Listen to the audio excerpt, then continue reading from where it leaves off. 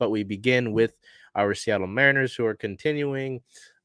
They just wrapped up their last homestand of the season before the All-Star break that they're going to be hosting. So we'll get into that here, beginning with a 3-game set against the Washington Nationals. Now, the Nationals are in the basement of the NL East.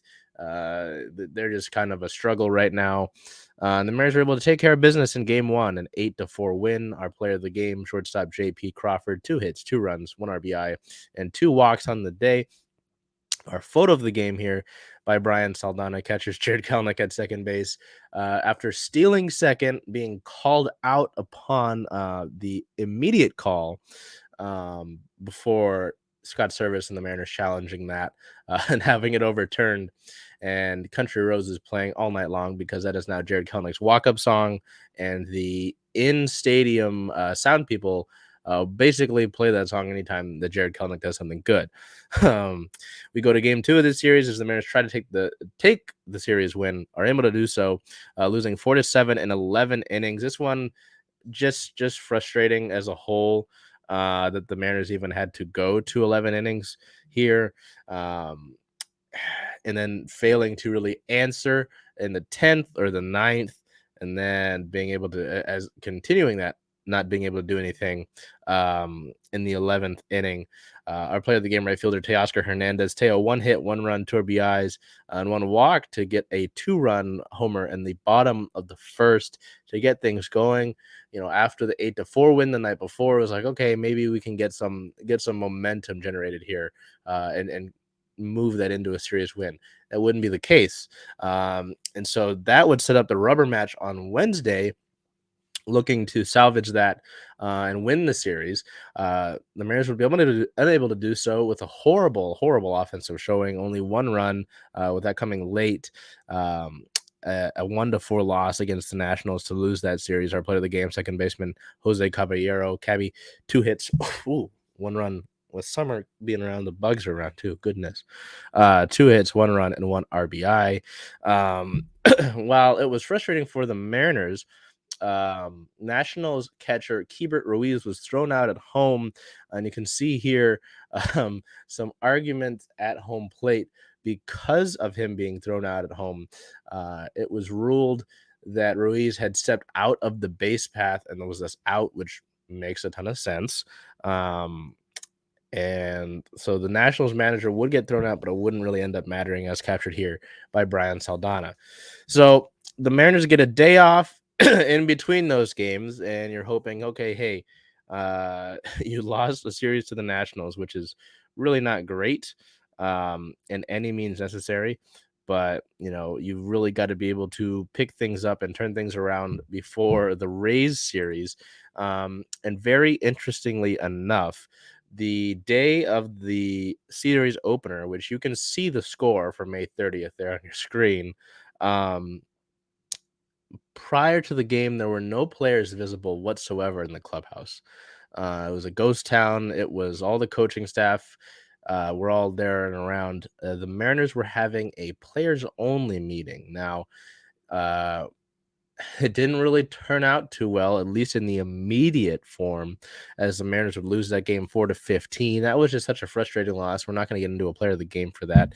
We'll instead put up this photo of the game captured by Brian Saldana. This was a game. This was a close game going into the 8th inning.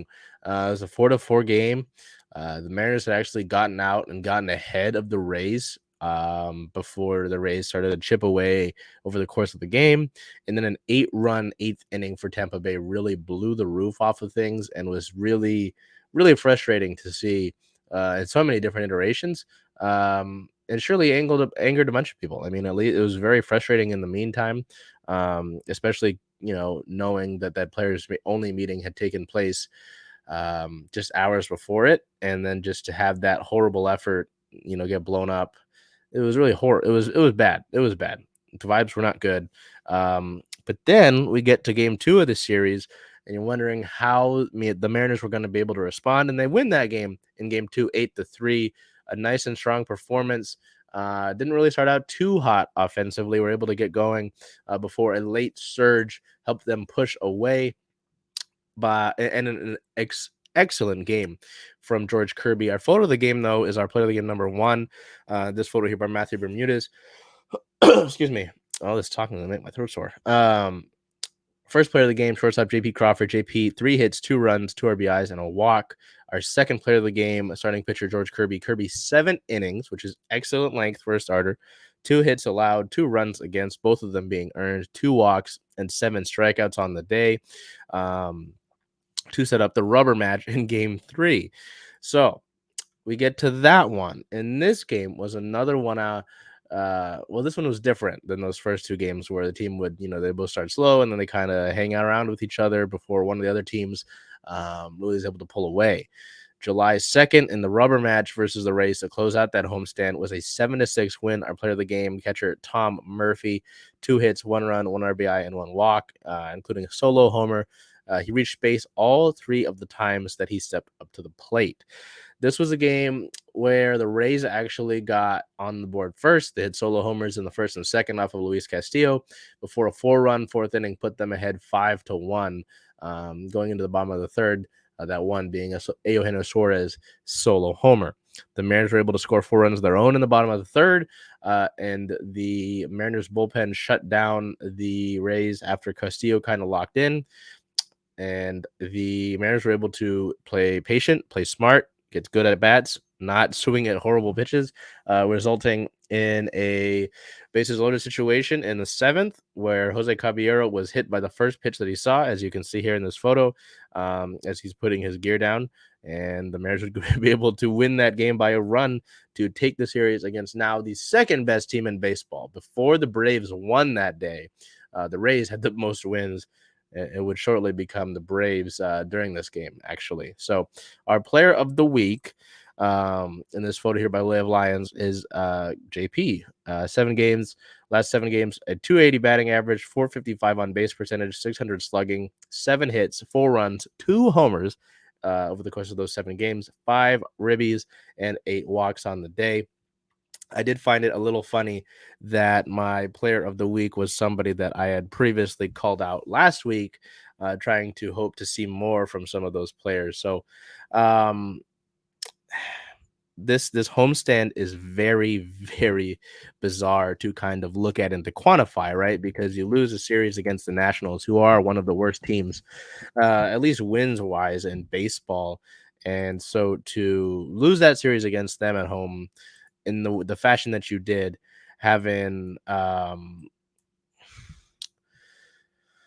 having the poor hitting performances continue where you just don't look competitive at the plate, especially in that series finale, in that rubber match. You did not look competitive at the plate whatsoever against the Nationals. And then you're like, okay, here come the Rays into town, the most complete team in baseball, arguably. You could argue with the Braves, yeah. At the time, the most wins in all of MLB. It's worrisome. It's troublesome, right? Because you're like, well, how is this going to go? What am I going to do? Oh no. Um, and then they're able to have that. They're able to overcome that terrible, terrible series opener, and get a series win against the Rays. Which in those last 2 games, you showed some good, solid offense, some patient plate appearances. The bullpen looks good again. That was just bizarre. It's bizarre. I don't know how to quantify it.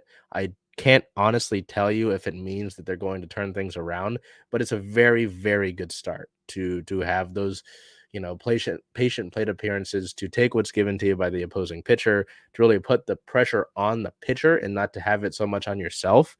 I know that's something that Scott Service and the team has talked about over the course of this homestand. So it was just very interesting to see the way that this homestand played out.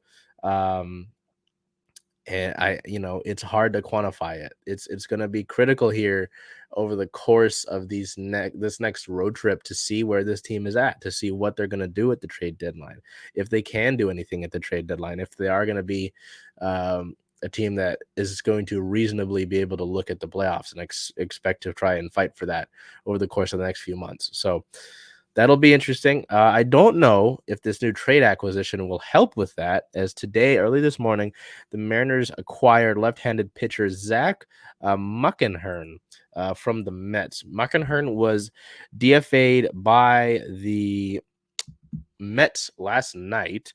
Uh, he's 28. He'll report to AAA Tacoma. He was DFA'd by the Mets last night, as I mentioned. He's a lefty. He's made 3 appearances with the Mets. Has not recorded a win or loss. Has a 6 ERA, 4 earned runs over the course of 6 innings pitched, 2 walks and 3 strikeouts. He made his MLB debut on May 3rd of this year, throwing an inning and 2/3 scoreless against the Tigers. He's a Minnesota native, was selected by the Orioles in the 11th round of the 2016 MLB first year player draft. He has appeared in parts of 7 different minor league seasons, so he really hasn't been up here at the major league level. Going 22 and 22 with the 3.59 ERA, 162 earned runs over 405 innings pitched, 405 and 2/3 innings pitched. I apologize. Um, so yeah, I don't really know what to make out of Muckenhern.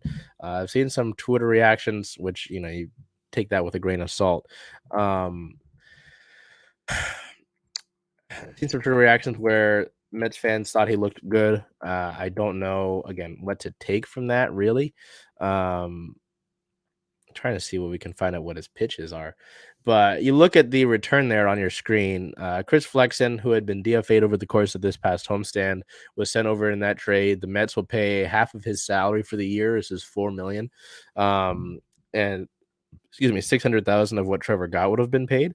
Um, Flexen over the course of this past year, 42 innings pitched, a 7.71 ERA, an 0-4 record, and 29 Ks on the year.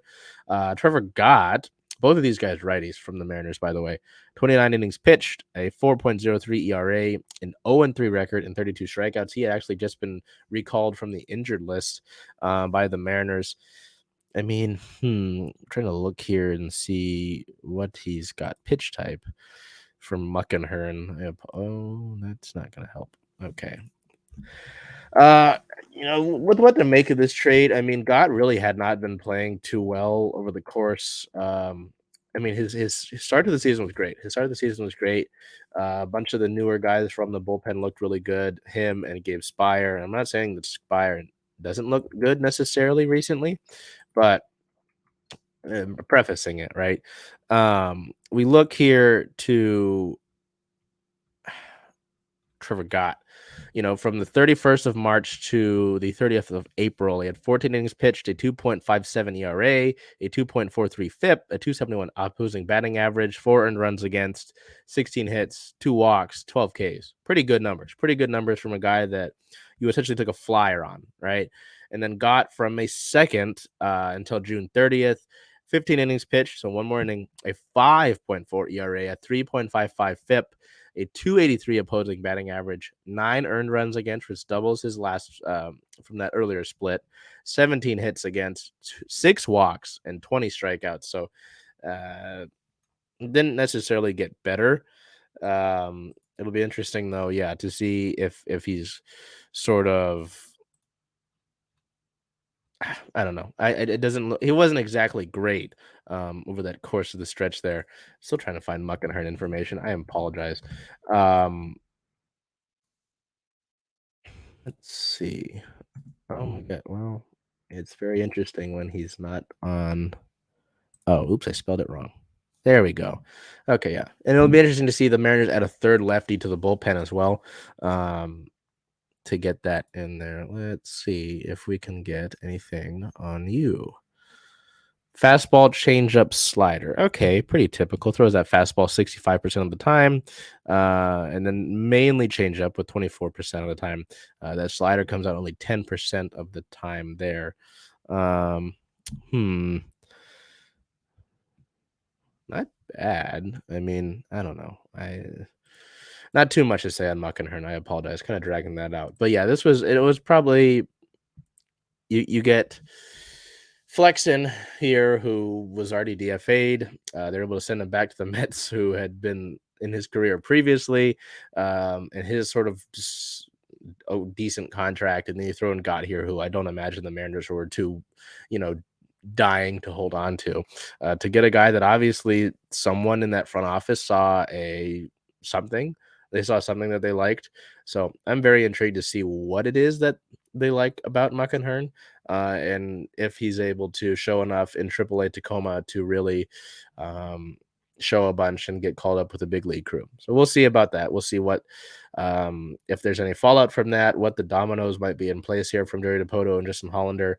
But that trade was made this morning as the Mariners are headed out on their road trip. So speaking of that road trip, the Mariners are at a 40-win, 42-loss record at the current moment. Looking ahead, they have a 3-game set down by the Bay, 3 games against the Giants. July 3rd at the Giants tonight is a 6:45 p.m. start. July 4th at the Giants is a 1:35 p.m. start. And then July 5th at the Giants is a 6:05 p.m. start to round out that series and finish out against a Giants team that is looking pretty solid. They're playing former Mariner Mitch Haniger down there, so we'll be very interested to see how that series against the Giants goes, and if that series against the Rays was any indicator of what's going to go on over the course of the rest of the season for the Mariners. They're going to face a tough test, another tough test to continue this road trip and to close out the regular season before the All-Star break when they head to Houston for a 4-game set. Yes, a 4-game set against the Houston Astros, July 6th, 7th, 8th, and 9th against Houston. The 6th and 7th are both 5:10 starts, and then July 8th is a 4:15 start. And then July 9th to close that out on Sunday is an 11:10 a.m. start. So it'll be interesting to see how that plays out. It's going to be a big weekend. It's going to be a very big weekend to see all that take place. No, yeah, that's right. Okay. Anyway, um, we wrap up the Mariners segment of the show